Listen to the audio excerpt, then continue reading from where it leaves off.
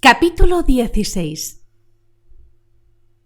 Empezó a caer una lluvia fría, y los faroles desdibujados no lanzaban ya entre la niebla más que un resplandor descolorido. Era el momento en que cerraban los establecimientos públicos, y hombres y mujeres, todavía reunidos delante de sus puertas, empezaban a desperdigarse. Del interior de algunas de las tabernas brotaban aún horribles carcajadas. En otras, los borrachos discutían y gritaban.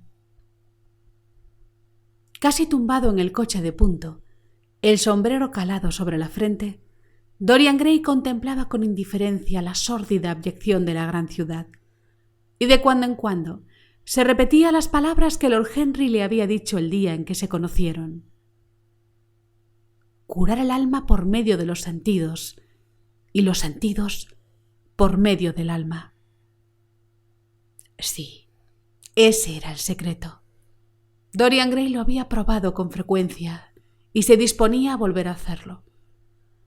Había fumaderos de opio donde se podía comprar el olvido, antros espantables donde se podía destruir el recuerdo de los antiguos pecados con el frenesí de los recién cometidos. La luna, cerca del horizonte, parecía un cráneo amarillo.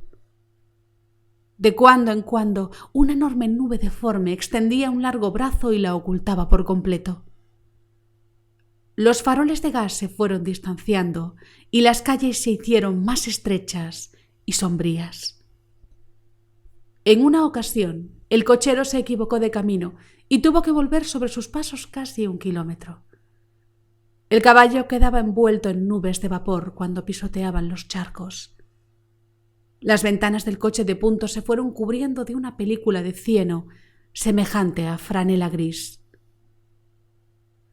Curar el alma por medio de los sentidos y los sentidos por medio del alma. ¿Cómo resonaban aquellas palabras en sus oídos?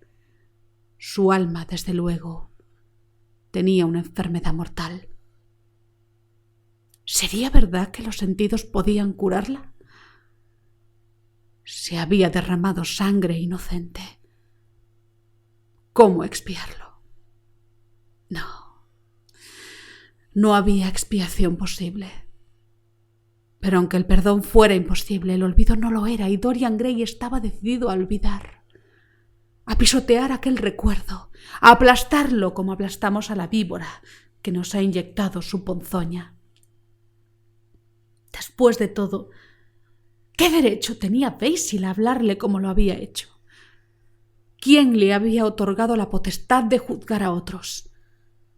Había dicho cosas espantosas, horribles, insoportables. El coche de punto avanzaba laboriosamente, disminuyendo la velocidad. Le parecía a Dorian Gray con cada paso. Abrió con violencia la trampilla del techo y ordenó al cochero que acelerase la marcha. La terrible ansia del opio empezaba a devorarlo. Le ardía la garganta y sus delicadas manos se habían contagiado de un temblor nervioso. Sacando un brazo por la ventanilla, golpeó ferozmente al caballo con su bastón. El cochero se echó a reír y también él utilizó su látigo. Dorian Gray respondió riendo a su vez y el otro guardó silencio.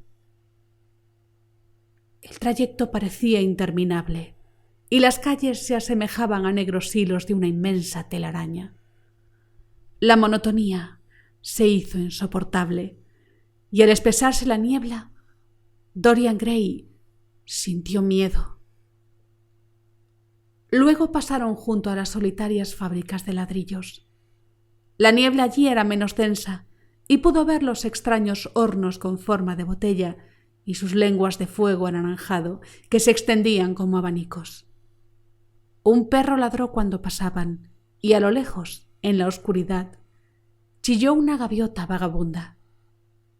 El caballo tropezó en un bache del camino, dio un bandazo y empezó a galopar. Después de algún tiempo, dejaron el camino de tierra y volvieron a traquetear por calles mal pavimentadas.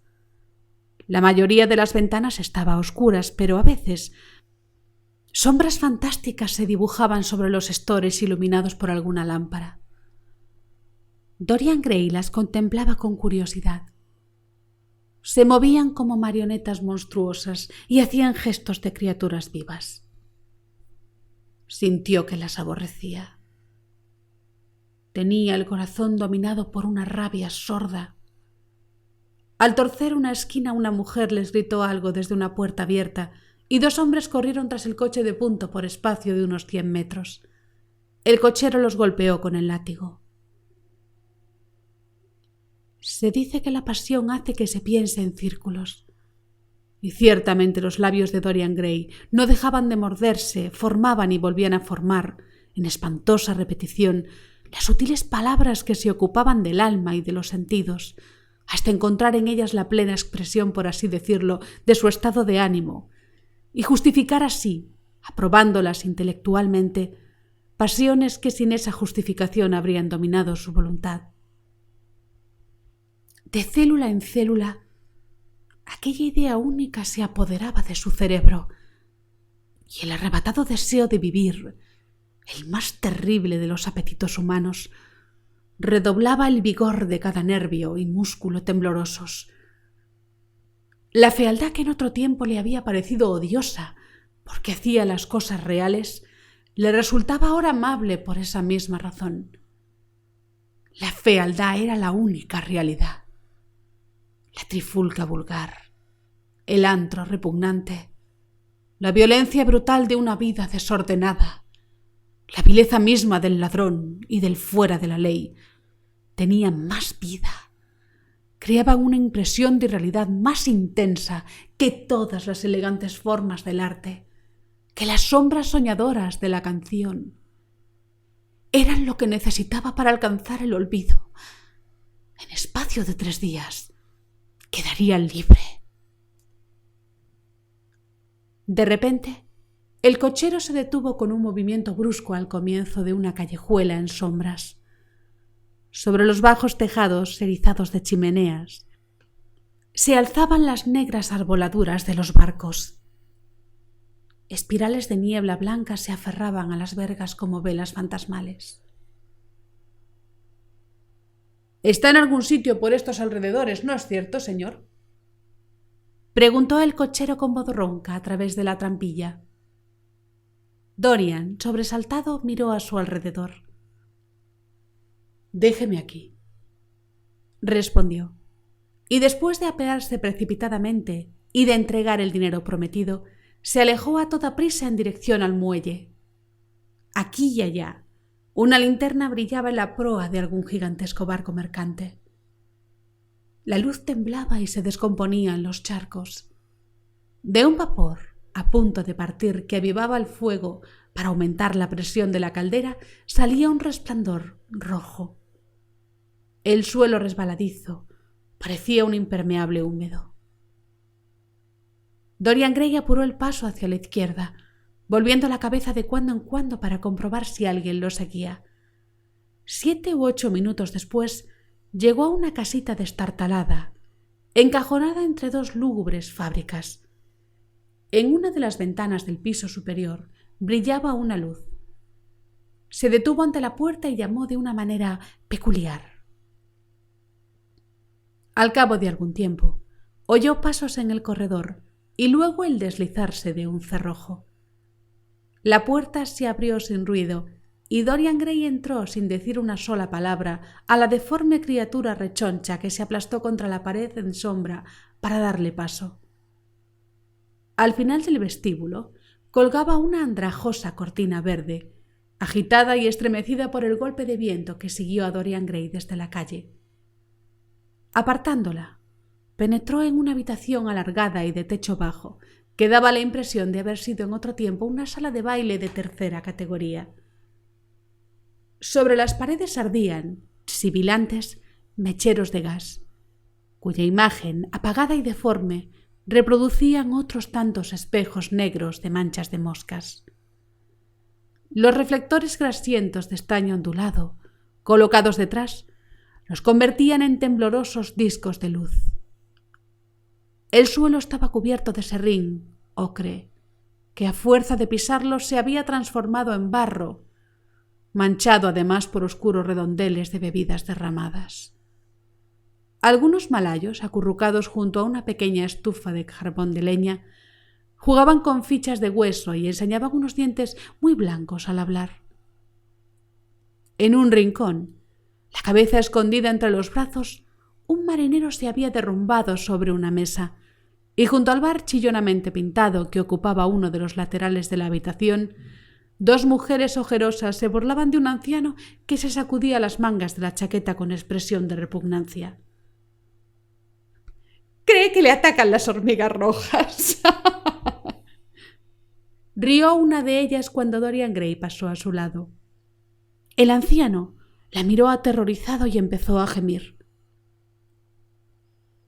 Al fondo de la habitación, una escalerita conducía a una habitación oscura. Mientras Dorian se apresuraba a ascender los 3 desvencijados escalones, el denso olor del opio le asaltó. Respiró hondo y las aletas de la nariz se le estremecieron de placer.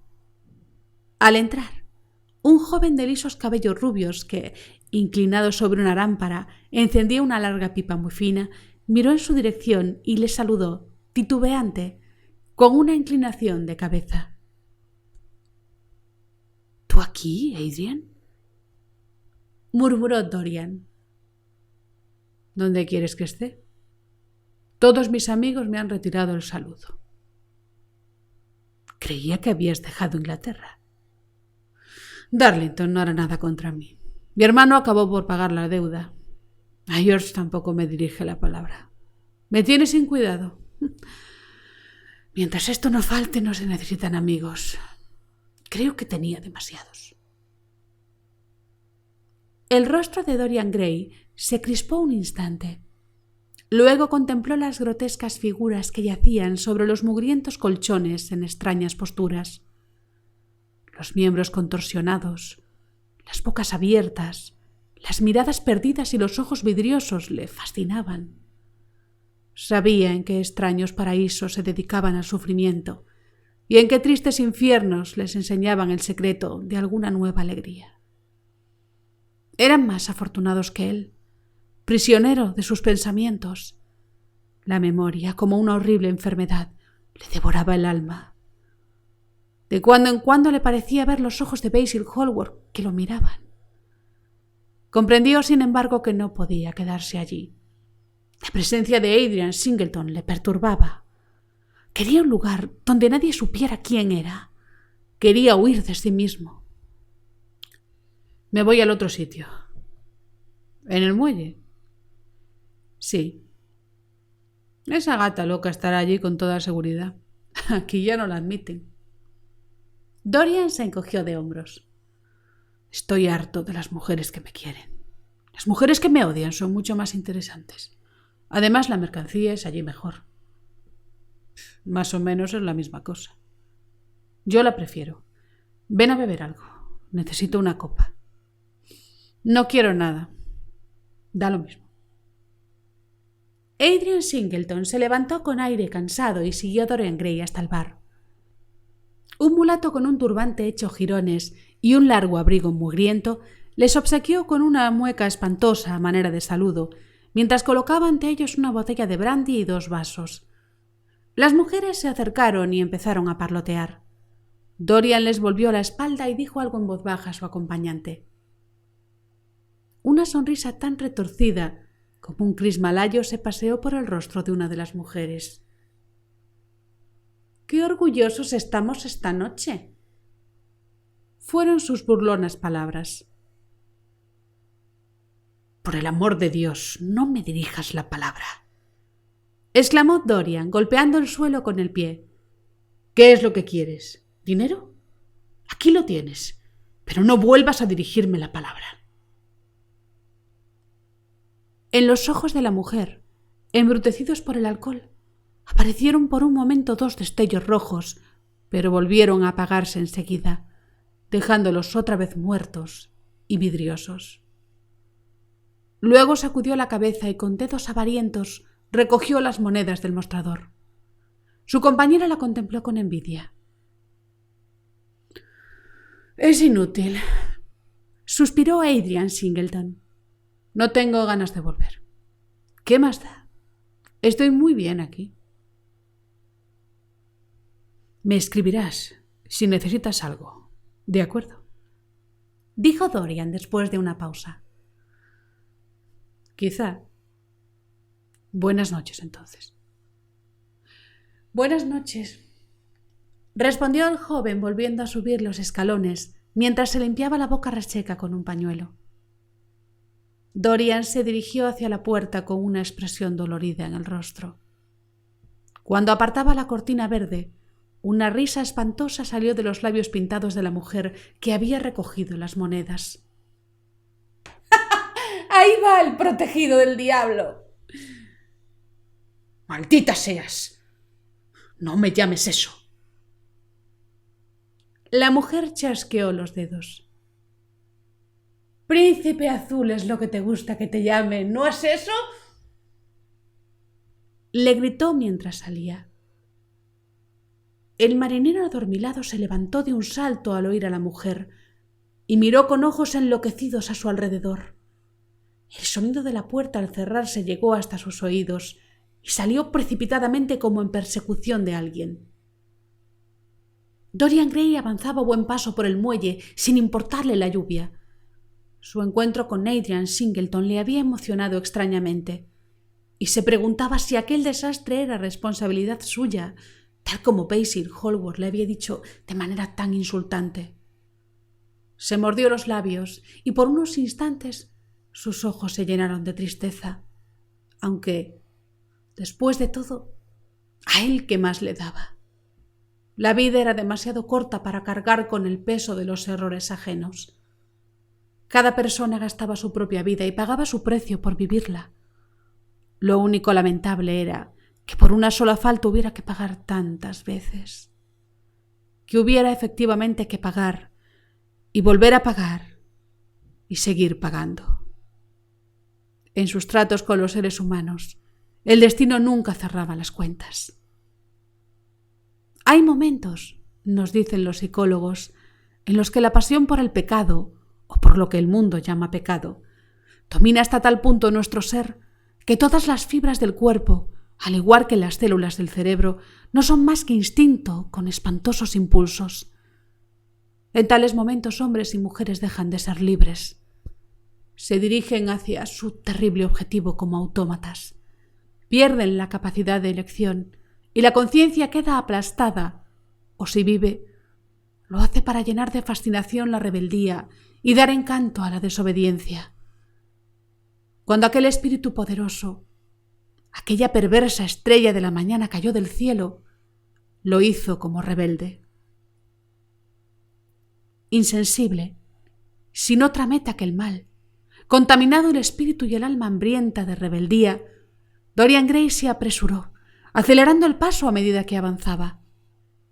Pero en el momento en que se desviaba con el fin de penetrar por un pasaje oscuro que con frecuencia le había servido de atajo para llegar al lugar a donde se dirigía, sintió que lo sujetaban por detrás y antes de que tuviera tiempo para defenderse, se vio arrojado contra el muro con una mano brutal apretándole la garganta.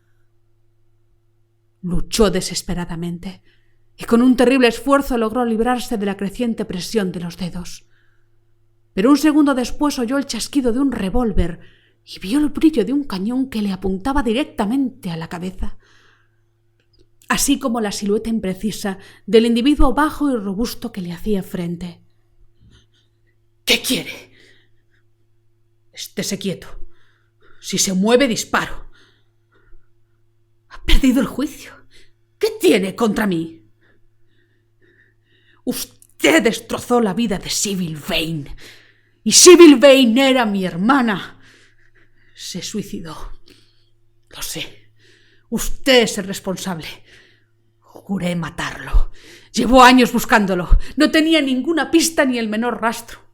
Las dos personas que podían darme una descripción suya han muerto. Solo sabía el nombre cariñoso que Sybil utilizaba. Hace un momento lo he oído por casualidad. Póngase a bien con Dios porque va a morir esta noche. Dorian Gray se sintió enfermar de miedo. sé de qué me habla. Nunca he oído ese nombre. Está usted loco. Más le vale confesar su pecado porque va a morir. Tan cierto como que me llamo James Vane.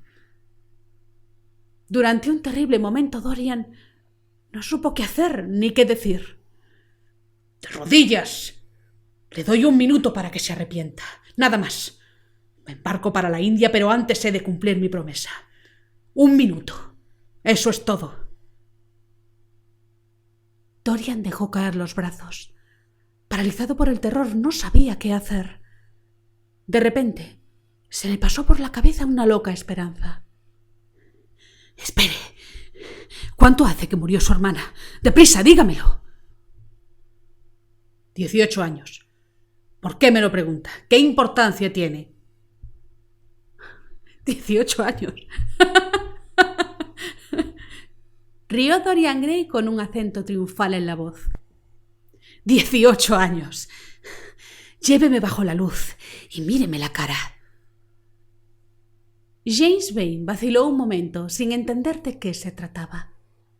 Luego sujetó a Dorian Gray para sacarlo de los soportales. Si bien la luz, por la violencia del viento, era débil y temblorosa, le permitió de todos modos comprobar el espantoso error que al parecer había cometido, porque el rostro de su víctima poseía todo el frescor de la adolescencia, la pureza sin mancha de la juventud. Apenas parecía superar las 20 primaveras, la edad que tenía su hermana, si es que llegaba, cuando él se embarcó por vez primera hacía ya tantos años. Sin duda, no era aquel el hombre que había destrozado la vida de Sybil. James Vane aflojó la presión de la mano y dio un paso atrás. «Dios mío, y me disponía a matarlo». Dorian Gray respiró hondamente. «Ha estado usted a punto de cometer una terrible equivocación, que le sirva de escarmiento para no tomarse la justicia por su mano. Perdóneme, estaba equivocado. Una palabra oída en ese maldito antro ha hecho que me confundiera. Será mejor que vuelva a casa y abandone esa arma. De lo contrario tendrá problemas», dijo Dorian Gray dándose la vuelta y alejándose lentamente calle abajo. James Vane, horrorizado, inmóvil en mitad de la calzada, empezó a temblar de pies a cabeza. Poco después, una sombra oscura que se había ido acercando sigilosamente pegada a la pared salió a la luz y se le acercó con pasos furtivos.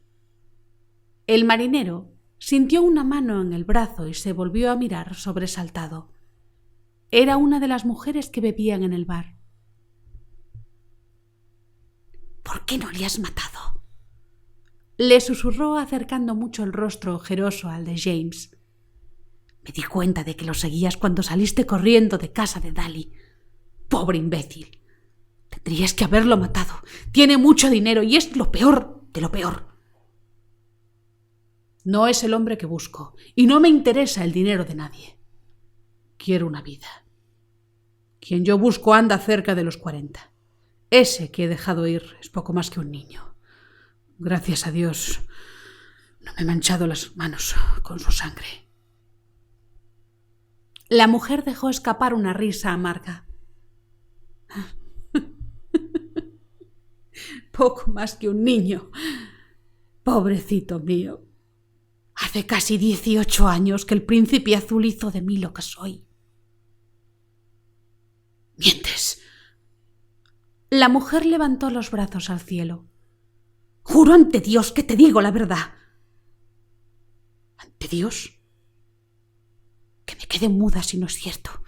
Es el peor de toda la canalla que viene por aquí. Dicen que vendió el alma al diablo por una cara bonita. Hace casi 18 años que lo conozco. No ha cambiado mucho desde entonces. Yo, en cambio, sí». «¿Me juras que es cierto?» «Lo juro». Las dos palabras salieron como un eco ronco de su boca hundida. «Pero no le digas que lo he denunciado. Le tengo miedo. Dame algo para pagarme una cama esta noche. James Vane se apartó de ella con una imprecación y corrió hasta la esquina de la calle, pero Dorian Gray había desaparecido. Cuando volvió la vista, tampoco encontró a la mujer.